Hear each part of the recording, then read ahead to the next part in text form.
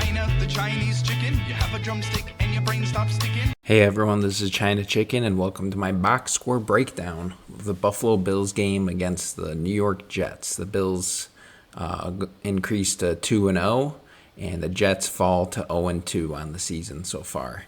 We're only 2 games in the season still, so still a long ways to go. But the Bills passing, they had Josh Allen, who went 14 for 25, 148 yards, and he took 1 sack. Mitchell Trubisky came in for 2 passes. He went 1 for 2 and 32 yards.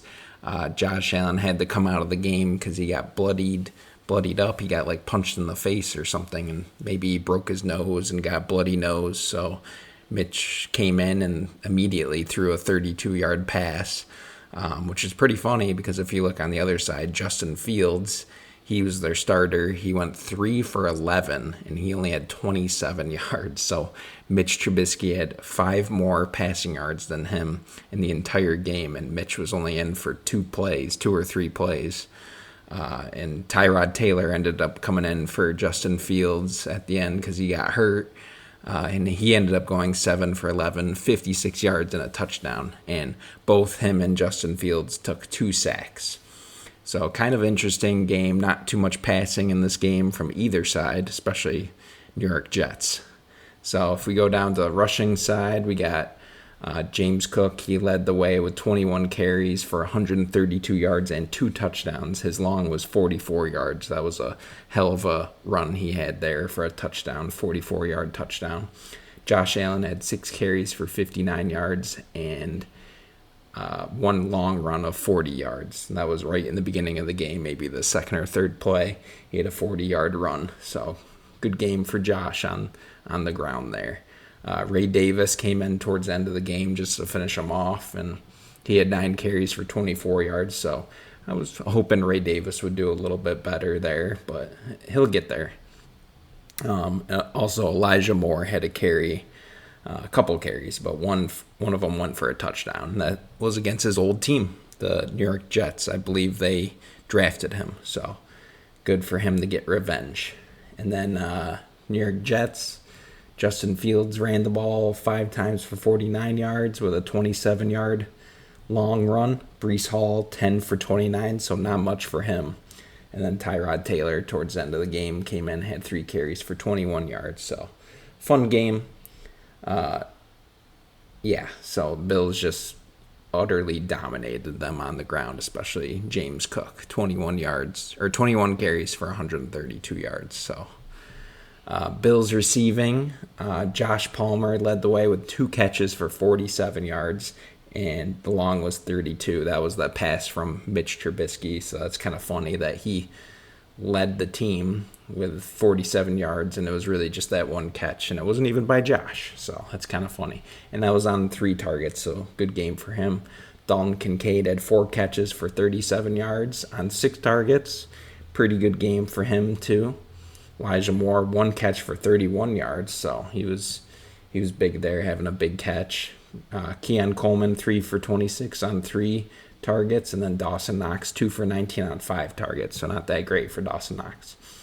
Something that was kind of interesting was Khalil Shakir. He's usually good for 5 or 6 catches. He only had one catch for 12 yards, but they didn't really need him, so that's okay. Other than that, not too much on the receiving end.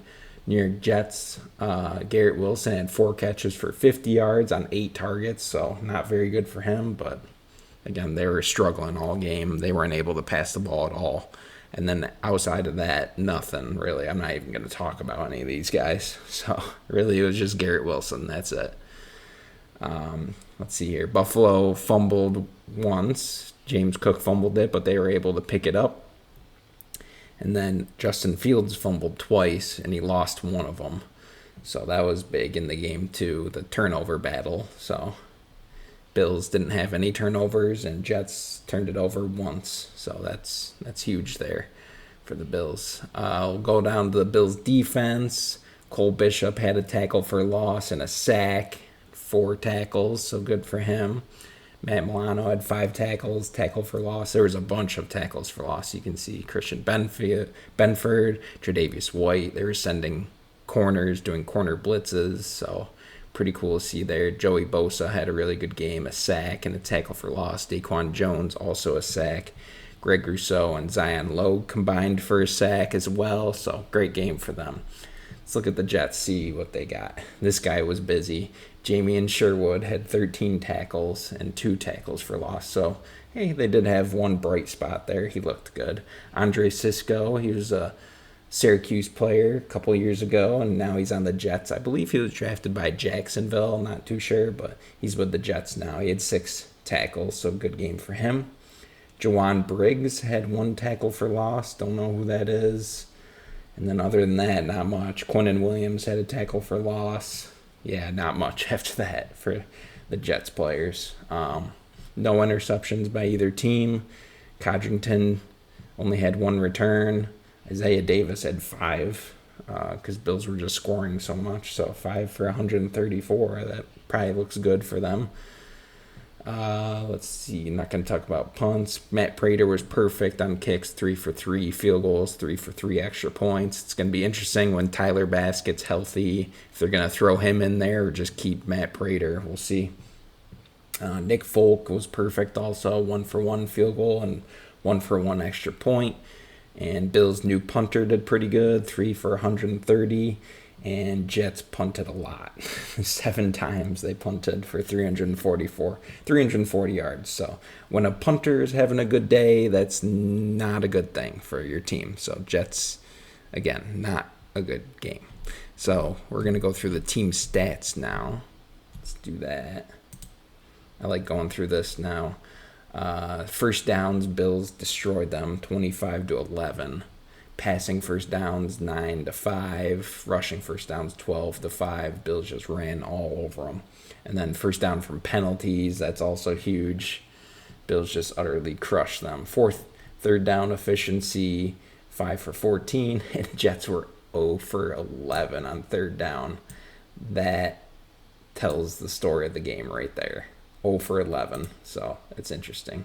Bills didn't do that great on third down, 5 for 14, but hey, they're 2 for 2 on fourth down, and Jets were actually 3 for 3 on fourth down, so that's kind of interesting that both teams were perfect on fourth down. I didn't expect to see that.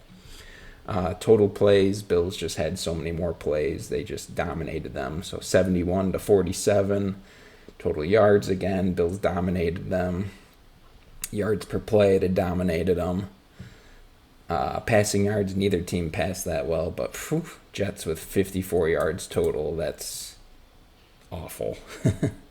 So let's see here. Let's see if we can find something interesting. Jets took 4 sacks. Rushing, here we go. Bills had 224 yards total rushing. Jets had 100. Rushing attempts, yards per rush are about the same, but interesting. Red zone, let's see. The Bills went 2 for 4 in the red zone, so 50%, that's all right.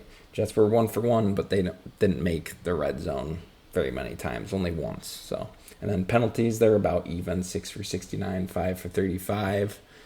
Turnovers, again, the Jets turned it over once. And then time of possession here, Bills had 38 minutes to Jets 21. So the Bills just dominated the Jets. It was a great game for the Bills, and they go into a Thursday night game against the Miami Dolphins. We'll see what happens there. So let me know what you guys think about the box score and the team stats down below. Leave a like, subscribe, and go Bills. Chickadee China, the Chinese chicken. You have a drumstick and your brain stops sticking.